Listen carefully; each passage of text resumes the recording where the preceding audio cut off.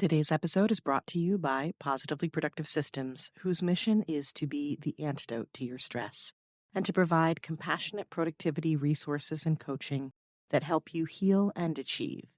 Be sure to check out both free and paid resources at positivelyproductive.com/resources. The number one issue I see happen with my clients is not creating the space to review and assess their notes. Collecting information without assessing and processing, it's the same as collecting objects without using them. It creates a form of clutter. Mental clutter for sure, but also digital clutter if you're using up hard drive space, and actual physical clutter if you're using up notebooks. Most importantly, it defeats the purpose, and that's discouraging. When you're creating a workflow for yourself, you need to build in the time to review what you've collected.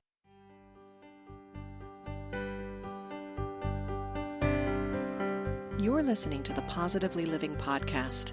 I'm your host, Lisa Zawrotny, founder of Positively Productive Systems and a coach certified in time and stress management, helping clients make space for what matters most in their lives.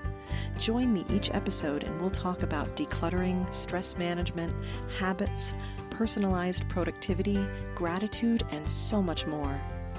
I understand the overwhelm of life because I'm a wife, mom to kids and cats, and a former caregiver. I'm here to help you choose what's right for you so you can do less, live more, and breathe easier. Sound good? Let's get to it.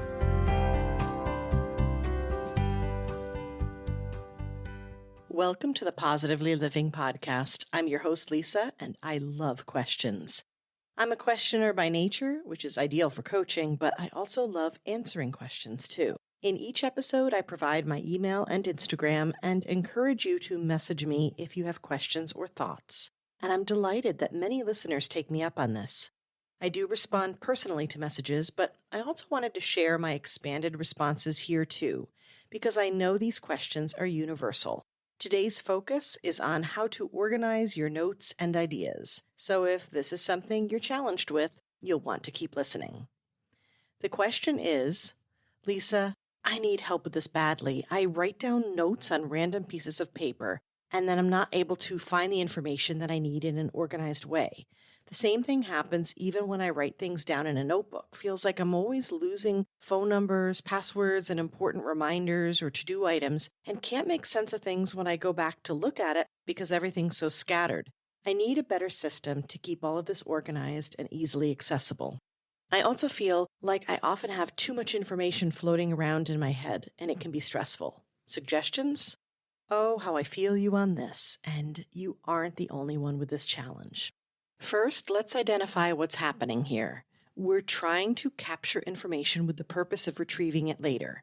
This is information management as described in episode 86 on the 3 systems to organize your life and business. The whole point of organizing is to be able to access what you need quickly. That's for any kind of organizing. And for physical organizing, it's also for you to be able to put it away quickly too. So with this in mind, my multi-passionate creatives who love to learn and scan, who tend to take lots and lots of notes, always, you ask me how I know, we need to figure out a way for you to take these notes and then properly process them and access the information that you've collected. I've always been a copious note taker, but it took a while to figure out the best way for me to capture and review my notes, and that is key. As you've probably seen, there are tons of options out there vying for your purchase. Not only project and task management platforms, but digital notebooks like Rocketbooks and old school journals with the Bujo approach. That's the bullet journaling approach. All these are great solutions, but not yet.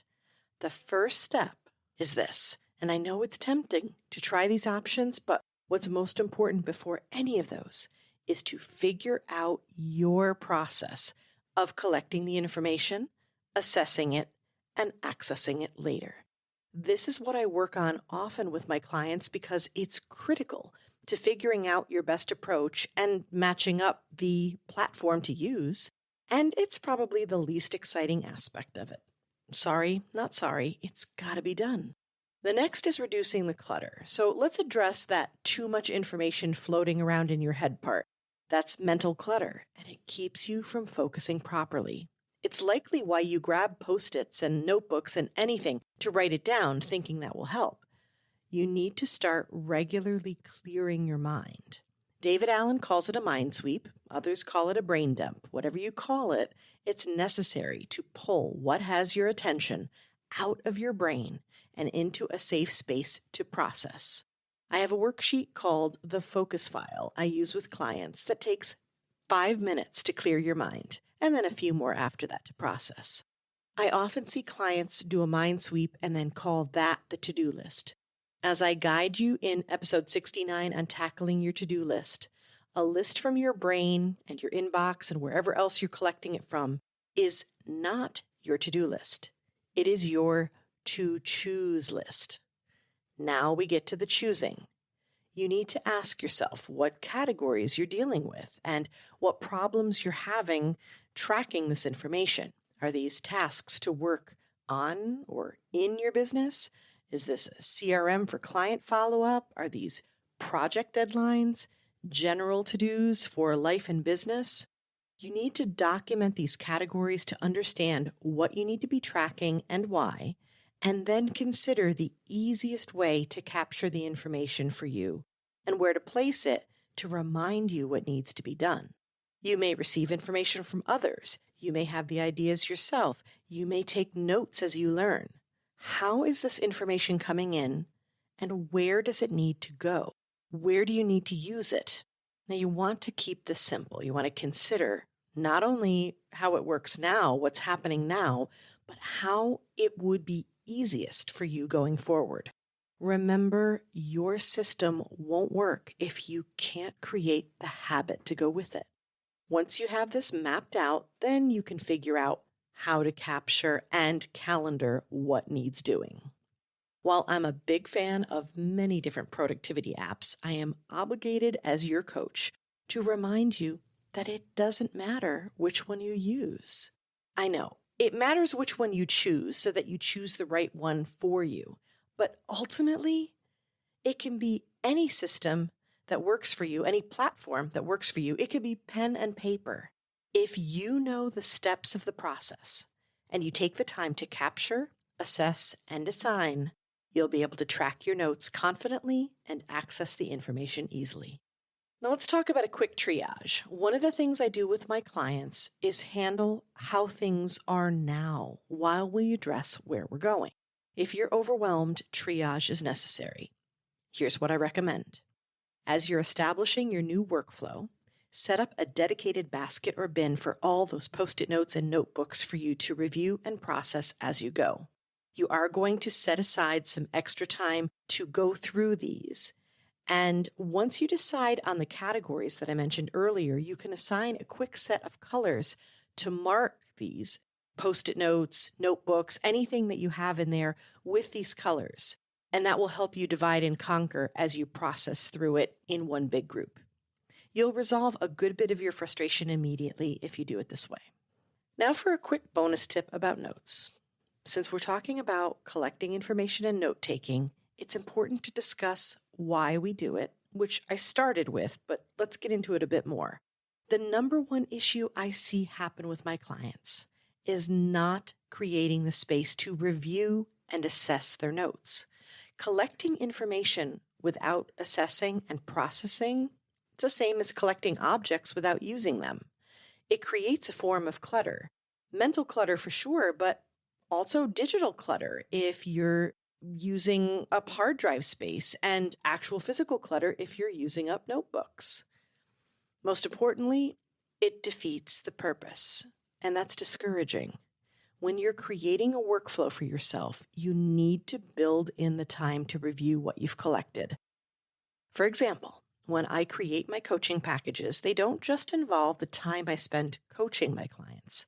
They include preparing for a session, that's reviewing information, establishing questions and updates needed, and reviewing notes after each session. When I review the notes, I'm searching for action items, which I send via an awesome checklist in Google Docs that lets you check and cross things off for the best dopamine hits ever.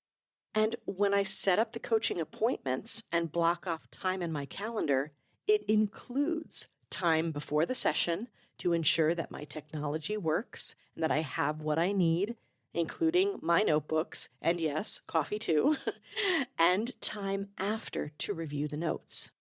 So if you're attending a workshop or watching a webinar, be sure to block time not only to attend, but to review your notes after for what you need to do next. That's the whole appointment. And if you take notes while chatting with someone or get an idea or start doing research, save the information and then mark your calendar with a separate appointment to review it. Okay, that's all for today, and I think that's plenty. But we'll definitely have more Ask Lisa segments if that sounds good to you. I hope these questions remind you that you're not alone and that the simple, self-aware path will get you where you need to go. 2 episodes mentioned today that I strongly encourage you to listen to or listen to again are the Tackle Your To-Do List in 4 Simple Steps and the 3 Simple Systems to Organize Your Life and Business. So what do you think? Do you want to hear more? Do you have questions to add to this conversation? As always, please message me on Instagram at positively_Lisa or email me and I will answer you personally. You can always find my information in the show notes.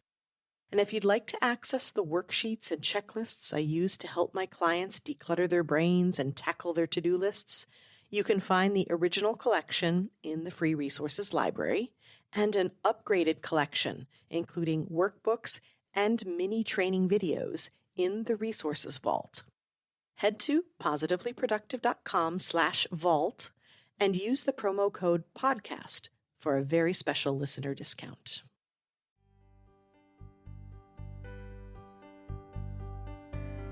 Thank you for joining me today. Your time is precious and limited, and I'm honored you chose to spend it with me.